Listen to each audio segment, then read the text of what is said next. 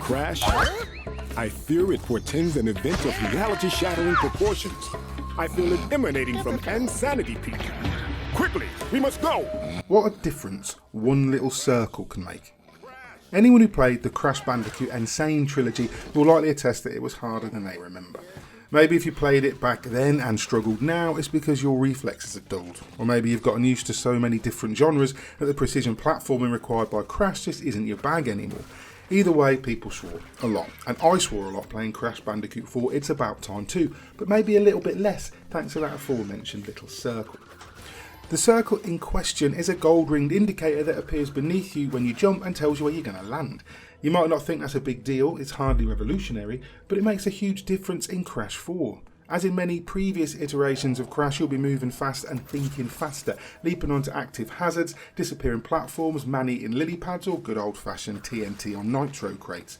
Often there's a sense of momentum that drives you on and makes being cautious difficult, so that little circle is a literal lifesaver.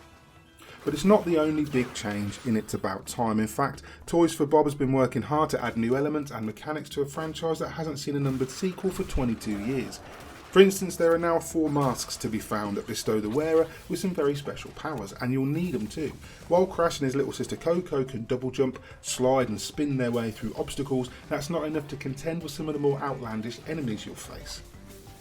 Set directly after the conclusion of Crash Bandicoot 3 Warped, the latest entry sees longtime villains Dr. Neo Cortex, Aku Aku and Professor Entropy finally escaping their dimensional prison and immediately launching an assault on everything because, well, there wouldn't be a story otherwise, would there? Standing in their way are Crash and Coco and a handful of guest characters willing to hop in and out of various timelines to give them a hand. I don't want to spoil too much, but arguably the side characters are a little bit more enjoyable to play as than the main pair.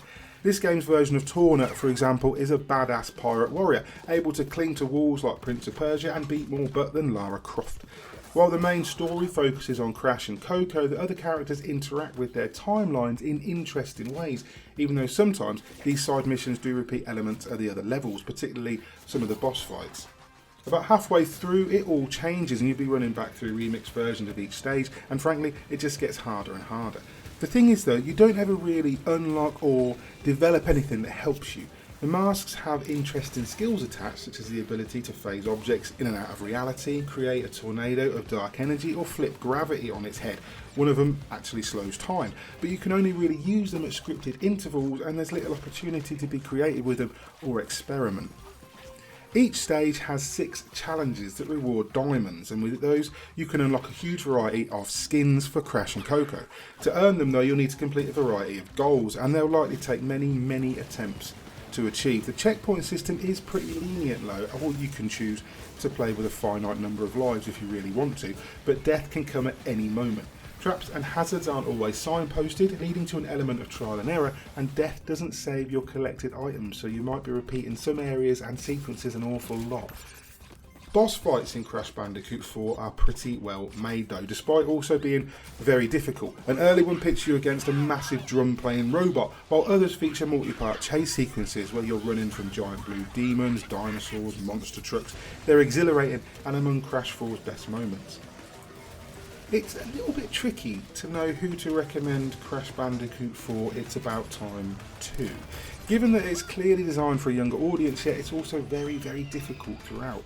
In real terms, it's going to appeal to everyone, but the difficulty could be a barrier to some.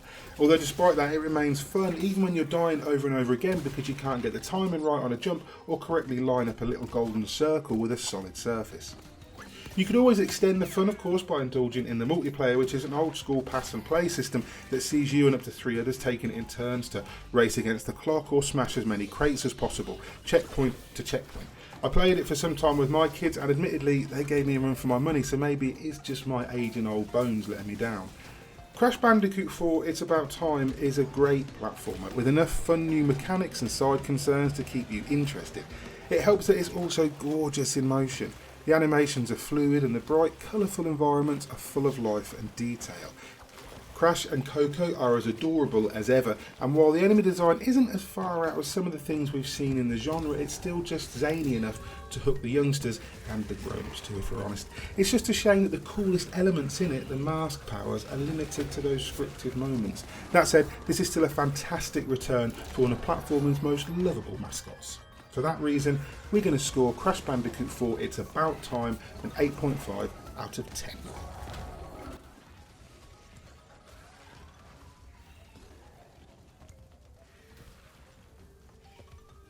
Hi there, I'm Mick Fraser. Thanks for checking out our review of Crash Bandicoot 4 It's About Time. It's out on PlayStation 4 and Xbox One. I think it's also coming to next-gen consoles in a couple of months, obviously, when they release. If you liked the video, please give us a thumbs up and maybe hit that subscribe button. And if you do hit the subscribe button, tag the bell icon too, so that you're kept up to date with all the reviews and previews and videos and podcasts and whatever we post on our channel. Also, we have a Patreon, and if you'd like to check that out and support us that way, we really do appreciate it. If nothing else, hit us up in the comments and we'll have a chat. Tell us what you think. Tell us if you're going to pick up Crash Bandicoot. Are you a fan of the franchise? Is it the first time you'll have played one? If you do pick it up, did you try Insane Trilogy? Did you swear and snap your controller? Just come along and have a chat. Let us know all these things. We love to hear from you guys. In the meantime, I've been Mick Fraser, for God is a Geek, and you guys have been lovely. Bye.